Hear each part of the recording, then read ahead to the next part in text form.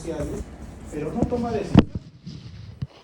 Y también cuando tiene problemas a nivel social. Por ejemplo, discute con frecuencia, es muy hostil, o burlón o burlona con otras personas, ¿no? Entonces, cuando hay conductas maladaptativas es porque los procesos mentales también se están distorsionando. Sin embargo, les dije también que los trastornos de la personalidad no se ven como si se ve en la esquizofrenia. Y es por eso que la psicopatología la vamos a dividir en dos. Los trastornos psicóticos, que son aquellos donde el paciente está fuera de la realidad. ¿Qué significa fuera de la realidad? Que la persona tiene comprometida la conciencia. ¿Qué significa conciencia? Darnos cuenta de. ¿Ah? Un paciente esquizofrénico es un paciente que está fuera de la realidad, no es consciente de las cosas reales y no puede dividir la realidad de la fantasía. Y otro grupo de trastornos son los trastornos neuróticos. ¿Ah? Los trastornos neuróticos son los trastornos de la personalidad. ¿Por qué se le llama neurótico psicótico? Porque en su momento la nomenclatura era principalmente psicodinámica, o sea, Freud, todo su gente, como dicen todos sus teóricos, y mencionaron que los trastornos neuróticos, la persona sí está en la realidad. Salud. Pero no se adapta. No responde de manera adecuada. Sus respuestas son maladaptativas, principalmente porque hay rigidez, ¿cierto? Entonces, los pacientes neuróticos hacen sufrir a otras personas, pero están en la realidad, como muchos de nosotros, que sufren y hacen sufrir. Por ejemplo, un paciente que tiene una artritis reumatoide, un paciente que tiene una enfermedad, un trastorno funcional, es un paciente que sufre. Pero está consciente de la realidad, consciente de tiempo, espacio. Entonces, cuando ustedes vean un paciente, siempre obviamente comienzan ustedes con la diferencia entre una enfermedad orgánica versus una enfermedad funcional. Siempre. Esto ya no tengo por qué repetirlo, ya lo dijimos en un comienzo. Cuando no es una enfermedad orgánica, ustedes inmediatamente piensan en una enfermedad funcional. Y la mayor cantidad de problemas funcionales de los pacientes se deben a problemas de la personalidad. ¿Por qué? Porque tienen una forma de pensar distinta, ¿no? Tienen mucho miedo, tienen cólera, no toman decisiones, se llevan mal con las personas, etc. Sí, doctor.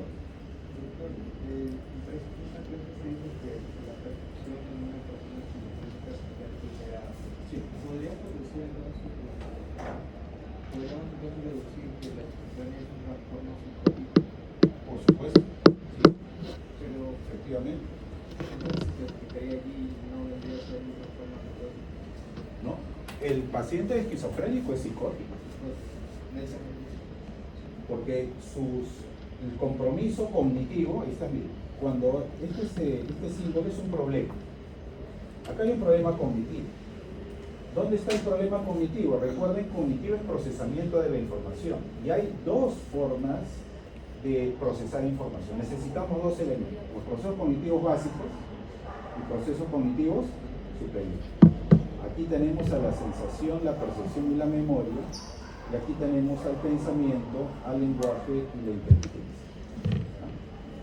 Yo se los he explicado de esta manera para que sea abreviado, porque en una clase más amplia nos tomaría buen tiempo. Pero ustedes han comprendido que en el paciente esquizofrénico hay una perturbación perceptual y del pensamiento. Por eso decía, esquizofrenia es igual a P, pensamiento y percepción. ¿Cómo se llama el trastorno de la percepción en el paciente esquizofrénico?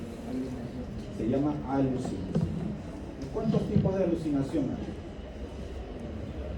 Claro, conforme hay 5 sentidos, aunque yo les he advertido que no tenemos 11 sentidos, eso es una verdad media.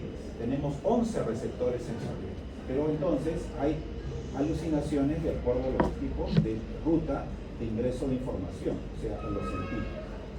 ¿Ya? Y el pensamiento ¿cómo se llama el trastorno del pensamiento en el paciente esquizofrénico? Se llama el delirio. El delirio y la alucinación, por lo tanto, son problemas cognitivos.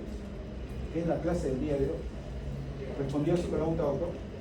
Entonces, doctores, antes de hablar del top, que es donde nos vamos a centrar en estos 30 minutos que me quedan, es que ustedes van a ver pacientes que tienen un compromiso cognitivo.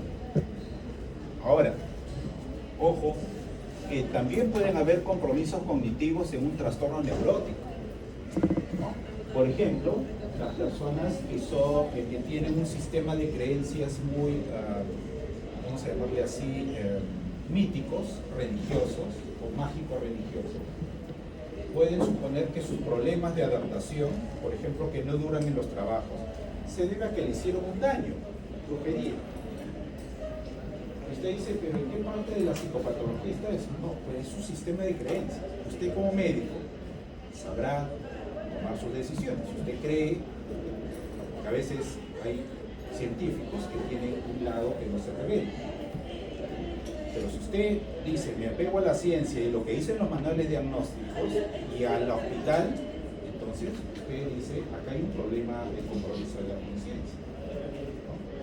Entonces, la conciencia, doctores, es la palabra clave que nos permite diferenciar un trastorno de otro. La conciencia. ¿Qué es la conciencia? La palabra clave de la conciencia es darse cuenta de. Cuando usted se da cuenta de, es consciente. Por ejemplo, usted le dice al paciente, ¿y para qué viene? Mire, doctora, generalmente yo estoy muy angustiado porque tengo una serie de problemas en el trabajo, en la casa. Miren lo que estoy haciendo. Tengo un problema en el trabajo, en la casa. Y a veces esos problemas en realidad me quitan mucho tiempo y a veces no me dejan dormir, ¿no? ¿Qué les ha llamado la atención entre lo que digo y lo que hago? Ahí están los dos tipos de información que ustedes deben ver en su paciente.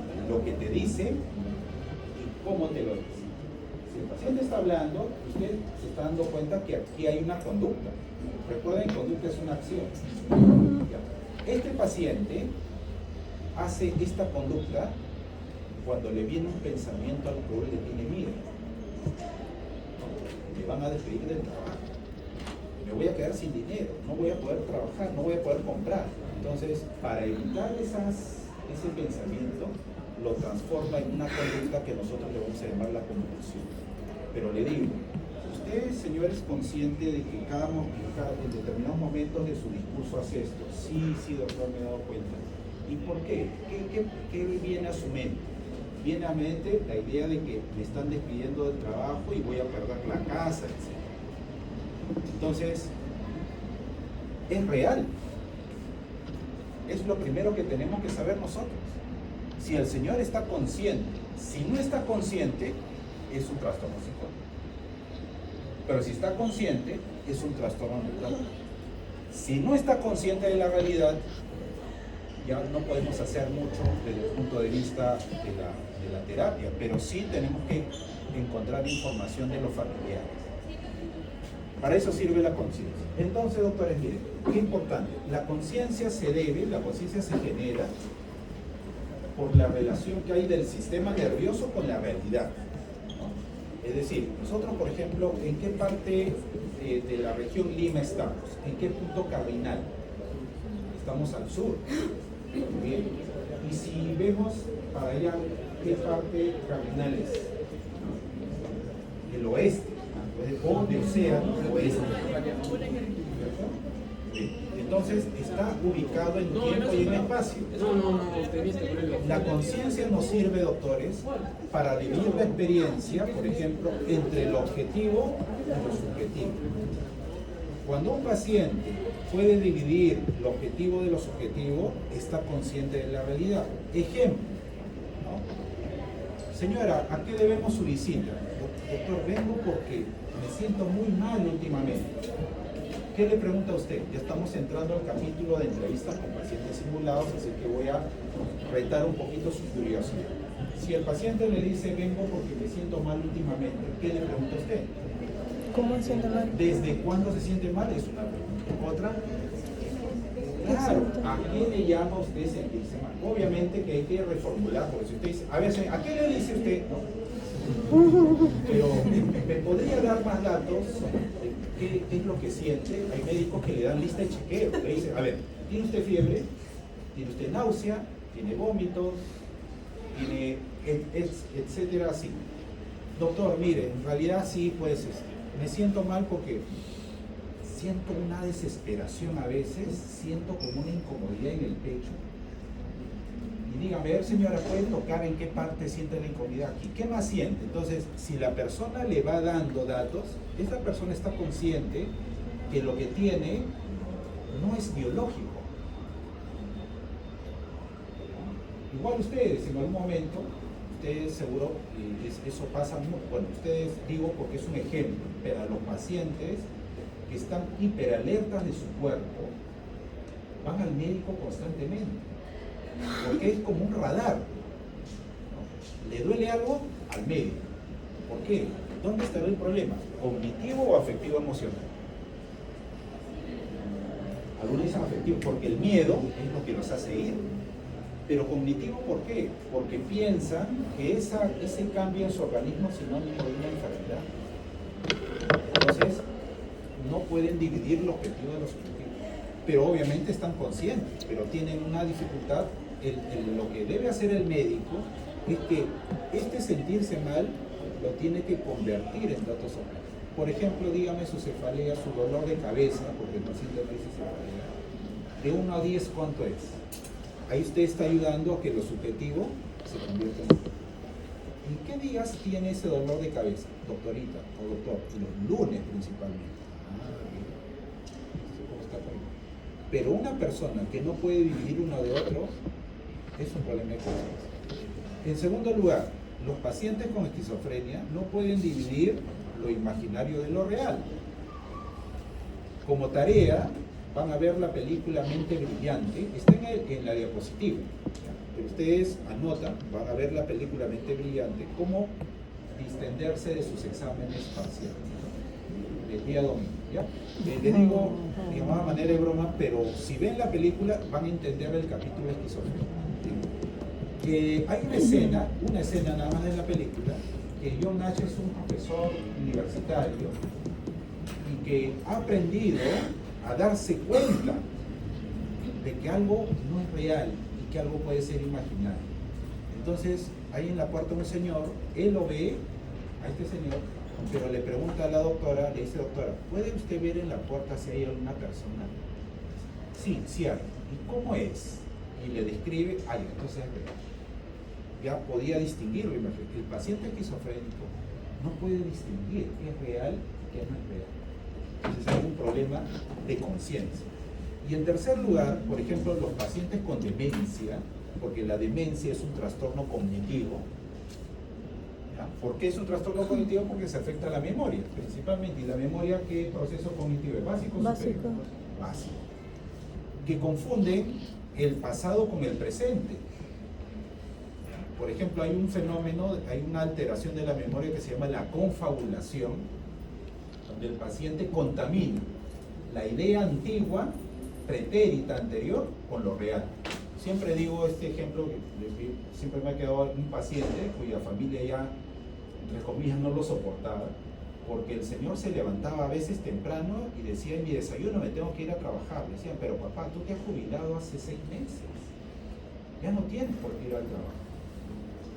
Estaba confundiendo, o sea, esos vacíos, no es que el señor quiera trabajar, o alguno dirá, no, pero de repente el señor quiere trabajar, quiere sentirse útil. No, señor, tenía un vacío en la memoria y ese vacío era llenado con material que no correspondía en el tiempo y en el espacio. Se llama confabulación.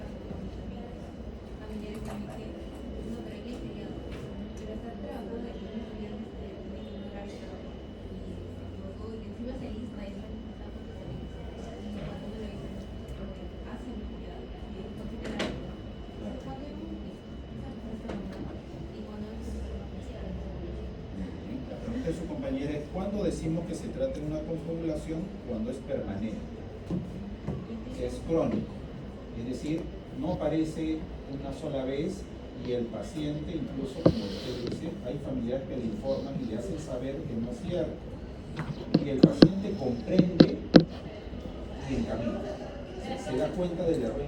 El paciente con confabulación no se deja, ahí hay un compromiso.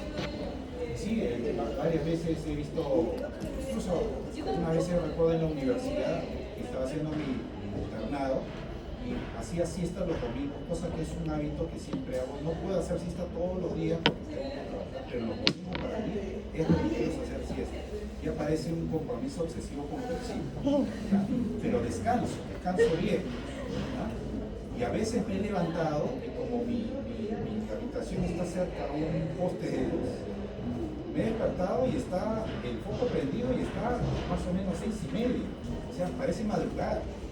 Y me he levantado de frente a la ducha y después me he puesto dije, no, todavía es domingo, ya no es una confabulación.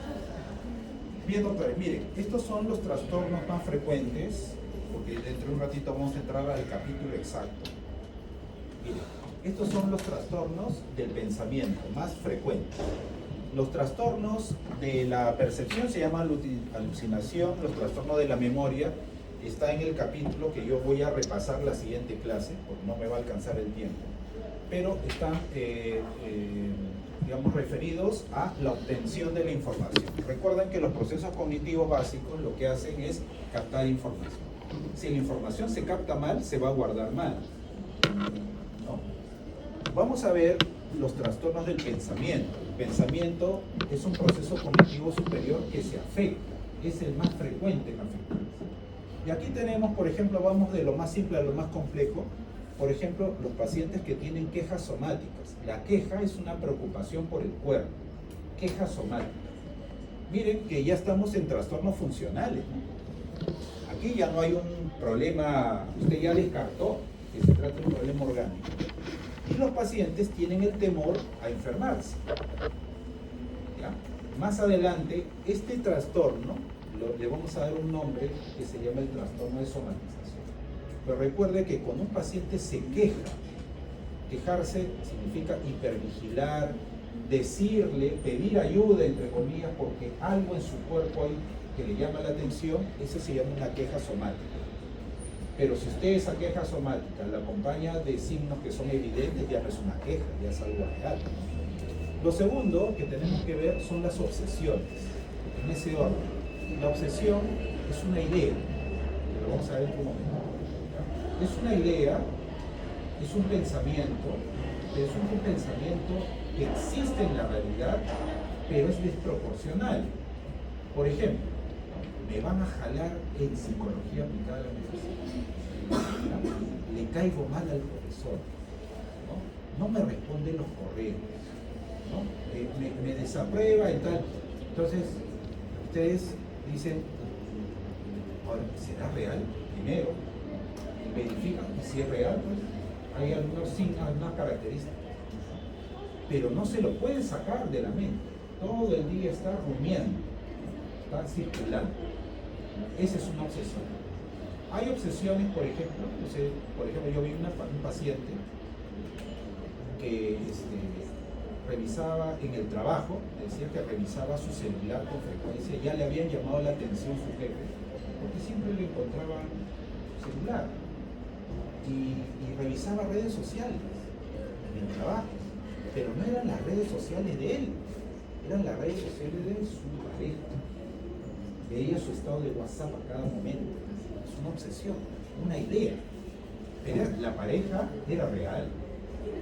Las situaciones que habían vivido no sabemos, pero para que sea una obsesión son pensamientos involuntarios, pero tienen que ser reales. ¿Qué significa reales? Deben coincidir con la realidad. Si no coinciden con la realidad, ya estamos hablando probablemente de un trastorno cognitivo, ¿no? Luego tenemos aquí el delirio. Miren, si usted ve, por ejemplo, no sé si alguna vez usted ha visto un río y de pronto en el río usted ve que el río se sale, ese es el delirio, se sale del surco. cuando se sale no es real, pues todo lo que va a inundar no es parte del caos.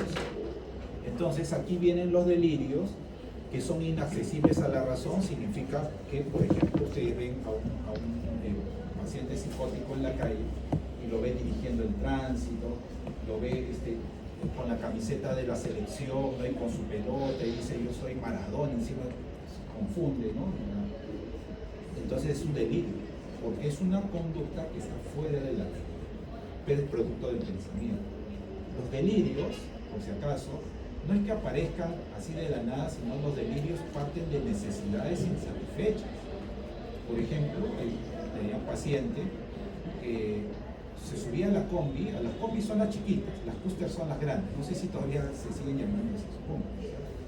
Y no se sentaba en esa barrita que hay. Antes había un asiento detrás del chofer, no sé si había una barrita así, que creo que después lo quitaron. Todavía hay, ya, bueno.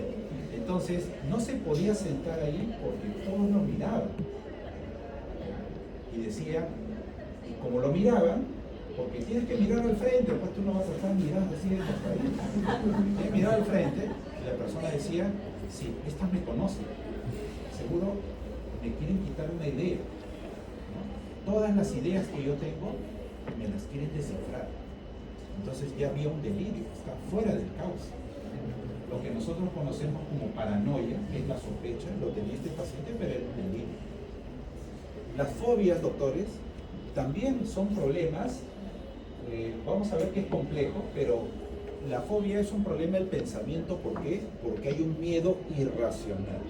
Todo lo que sea razón o compromiso de la razón son problemas del pensamiento. ¿Ya? Por ejemplo, ¿no?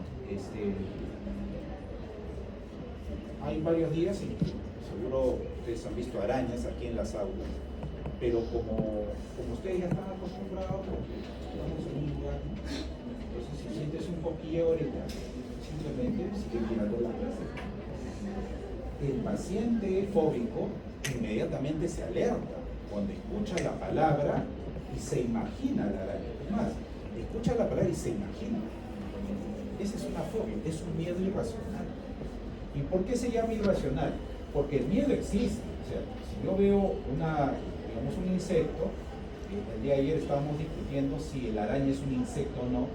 La araña no es un insecto, ¿verdad?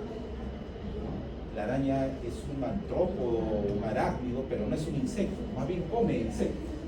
Bueno, eso es razonable, no es que esté delirando, es racional, ¿ya? Pero ese miedo no puede, o sea, en el miedo adaptativo, veo una araña, digo, me alejo, no la voy a agarrar, me alejo, y si tengo un poquito de fuerza de voluntad y puntería, la piso, o si soy protector pues, del ambiente, lo saco, ¿no? A su hábitat natural. Pero si yo veo y comienzo a secretar una serie de hormonas para defenderme, y voy haciendo toda una respuesta fisiológica, ya es una fobia. Sobre todo, más aún, cuando después de ese evento ya no quiero entrar a este salón, ya no quiero venir a la universidad. ¿Por qué? Porque pienso que me puede encontrar una araña. Esa es la lógica del fobia. Entonces todo comienza por el pensamiento. ¿No? Y terminamos la clase con el tema real. A un paciente esquizofrénico, es muy poco frecuente que un médico, como ustedes de medicina general, porque cuando hagan su entrevista con pacientes simulados, ustedes están en un consultorio de medicina general, ¿ya? Desde ahora, ya saben, consultorio de medicina general. El paciente no está yendo a un psicólogo, ustedes no son psicólogos, están yendo a un médico. Los pacientes esquizofrénicos pocas veces van a un médico general, generalmente ya están aparatosos sus signos y síntomas que van de frente a salud. Pero sí pueden tener a un paciente obsesivo compulsivo. Allí van a ver dos películas. Uno es Mejor Imposible con Jack Nicholson y el otro es El Aviador de DiCaprio. ¿Cómo se llama DiCaprio? Leonardo. Son dos películas que les van a ayudar mucho a entender. ¿Qué significa la palabra obsesivo compulsivo? Vamos a comenzar. ¿Se acuerdan? La obsesión es un trastorno del pensamiento.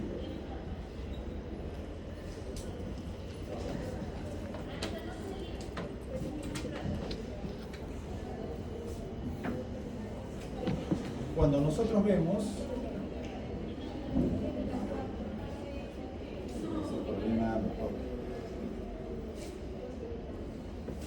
¿se acuerdan que nosotros decíamos en un momento de la clase o en la práctica que aquí está el sistema nervioso, acá está la persona, ¿ya? Es de organismo, solo somos un organismo completo.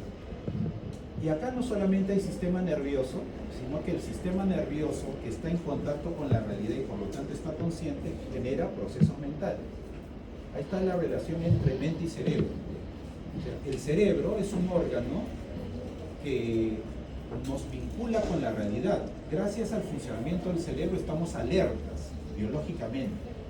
Alerta significa que hay una activación eléctrica que nos permite estar despiertos. Pero algunos que han estudiado, se han amanecido estudiando, se nota, se han amanecido estudiando, entonces su nivel de alerta puede ser un poquito más bajo que si hubieras dormido tus 6 horas o tus 8 horas. Pues dormir 8 horas es utópico. Para una persona que trabaja y estudia, dormir 8 horas ¿no? Es poco probable. Entonces, los estímulos generan procesos mentales, pero depende del organismo cómo los procesa. El paciente obsesivo compulsivo, cuando vemos una obsesión, es una idea. También puede ser un pensamiento, bueno, se le llama pensamiento, idea, puede ser un impulso, como dice la diapositiva seguro, puede ser una imagen. Y que estas ideas, impulsos e imágenes se presentan de manera permanente en la mente de la persona. Pero esta obsesión que genera angustia, genera miedo, genera ansiedad. Y la persona, para defenderse de esa angustia, lo que hace es tener un comportamiento, C es de compulsión. ¿Cuáles son los tipos de compulsiones? Por ejemplo, los más frecuentes es las compulsiones, recuerden, que parten de un miedo a. Si yo tengo miedo a enfermarme, ¿cuál es la conducta más frecuente? Lavarse las manos. Entonces, digo allá, estoy atento a las redes sociales, a la tele, ¿no? Y a la radio, y dice, el gobierno ha declarado una emergencia sanitaria por el dengue. Entonces, dice, no, entonces me han dicho que esto se transmite por un vector, comienza a cerrarse. Y de pronto ve que le pica algo, porque, bueno, no sé, pues algo en su organismo sucedió. Y la persona comienza a echarse alcohol, comienza a revisarse, comienza a ponerse una lupa. No solamente se echa alcohol, sino va a la farmacia y ahí está permanentemente. El paciente que tiene miedo a contagiarse está permanentemente lavándose la cara, entre otras cosas. También tiene un orden. Este es el trastorno del orden, ¿no? Todo tiene que estar en su lugar y así ordenadito por tamaño, por color. Si no lo ordena de esa manera, entonces le genera ansiedad. Y el otro punto más frecuente de las compulsiones, también, ojo, también en las compulsiones recuerden cuáles son conductas, pero las compulsiones también pueden ser pensamientos, nuevamente. Acá lo voy a explicar para que no se confundan. Por ejemplo, tienen temor a que se les vaya a pasar el tiempo, entonces van contando en silencio. Me han dicho que vuelva dentro de 10 minutos. 1, 2, pero así, lentamente. Y alguien no me interrumpe. Van contando, van rezando. Son pensamientos. No le llamo conducta porque no se ve. El paciente mentalmente está haciendo su cálculo. Paciente que está multiplicando cuánto pasa. Por ejemplo, tengo un paciente que toda la semana iba calculando cuánto dinero le falta para el pasaje de la siguiente semana, porque su problema es económico. Entonces, cada momento revisaba su monedero, o sea, eso es la compulsión. ¿Ya? Ahora bien, para terminar, usted va a observar que el paciente tiene una obsesión que trata de manejarlo con la compulsión. Recuerden que la compulsión está hecha para eliminar la angustia, pero para que usted complete su diagnóstico, tiene el paciente que cumplir con 3 condiciones. Primero, no debe estar medicado,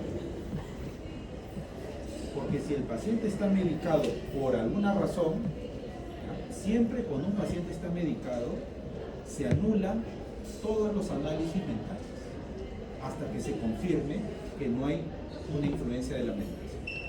En segundo lugar, los pacientes con TOC le dedican mucho tiempo a este proceso, más o menos 1 hora diaria. Aquí, por ejemplo, en el tema del orden y acá el tema de la relación. Por ejemplo, pacientes que dudan, que han cerrado bien la puerta o que han apagado la cocina o que han desenchufado la plancha, están en constante revisión. Por ejemplo, tenía un paciente, bueno, vimos una vez un caso en la universidad, pero similarmente, fue un caso real, lo convertimos a un paciente similar, que salía de su casa, ¿ya? Y estando en el micro se bajaba, porque se acordaba que no había dejado bien cerrada la puerta. ¿Ya? Y se iba a su casa y confirmaba, y salía otra vez, y en ese camino dijo, pero ¿he echado 2 golpes o 1? Entonces, le demanda mucho, y es porque le demanda mucho tiempo. En segundo lugar, le genera mucha angustia.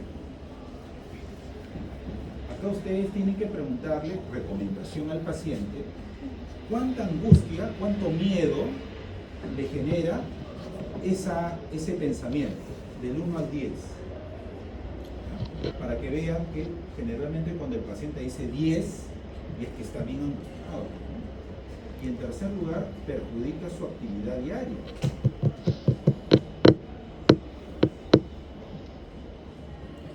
Porque se imaginan que están con esta obsesión todo el día, no pueden trabajar bien. Bien, no sé si tienen alguna pregunta. Entonces, ¿sí? Doctora, que cuando usted identifica la obsesión y luego identifica la compulsión, usted inmediatamente le dice, en su narración va a escuchar, ¿y cuánto tiempo cree usted que le pasa esto al día? Y dígame, su nivel de angustia, su nivel de miedo a que ocurra este pensamiento, ¿de cuánto es? Y dígame, y usted ya, bueno, acá no le va a preguntar, porque usted no le va a decir, ¿y cuánto tiempo? ¿Y le perjudica su actividad? Y ya no, usted ya se va a dar cuenta en el mismo momento del tiempo. Bien, entonces, doctores, dentro de los trastornos cognitivos hay 3 principales. 1 es la esquizofrenia, 2 es el TDAH, no lo he hecho ahora por razones de tiempo, pero está en la diapositiva, y tercero, el trastorno obsesivo compulsivo. Alguno de esos 3 trastornos lo van a tener como caso clínico en entrevistas con pacientes. Finalmente, doctores, a partir de la fecha, 2 cosas importantes. Descarguen los manuales, que ya lo hice creo, el DSM-5, el CIE-11 o el CIE-10, ¿ya? Y en segundo lugar, después de cada clase, ustedes tienen una lectura obligatoria. Por lo tanto, el día de hoy, ustedes tienen examen, sé que no lo van a hacer, pero de repente el día sábado o domingo, lean la lectura sobre todo, que está en el aula virtual. Entonces, cuando comience las entrevistas con pacientes simulados, yo doy por sentado de que me están siguiendo con los manuales diagnósticos